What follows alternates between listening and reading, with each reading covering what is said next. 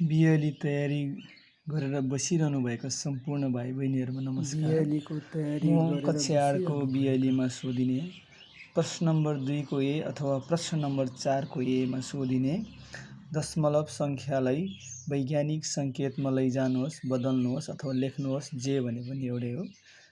वैज्ञानिक संकेतमा चाहिँ कसरी बदल्ने भन्ने चाहिँ म तपाईहरुलाई सिकाउन जाँदैछु। कृपयालाई भिडियोलाई ध्यान दिएर हेर्नु होला। मैले सुरु गरे।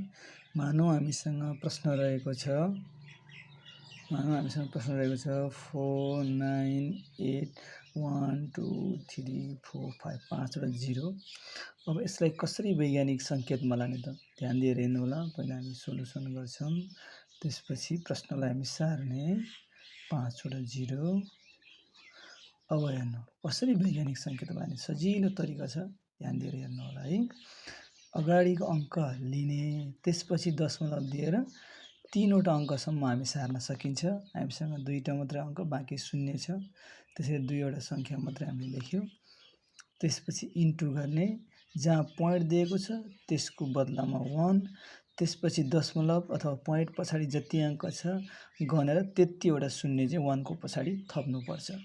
अब पोइन्ट हामीले 9 भन्दा अगाडि गरेको, त्यसैले 9 बाट हामी गनौं 1 2 3 4 5 6 7 भनेपछि कतिवटा शून्य 7 वटा शून्य लेख्ने। 4 5 6 7। अब 4.98 इन्टु 10 को पावर कतिवटा शून्य 7 वटा, त्यसैले 10 को पावर 7 गरेर हामीले एन्सर लेख्न सकिन्छौं। सजिलो छैन त? यसलाई यो भन्दा पनि अझ सरल तरिकाले हामी गर्न सक्छौं। जस्तै हामीसँग छ प्रश्न के छ त 498 त्यसपछि हामीसँग 5वटा 0 1 2 3 4 5। अब के गर्छौं हामी सिधै 4.98 इन्टु 10 गर्ने। यो पोइन्ट दिएपछि त्यो भन्दा अगाडिको संख्याहरु गन्ने अब 1 2 3 4 5 6 7 10 को पावर 7 गर्दिने, सक्यो एन्सर। सजिलो छैन त?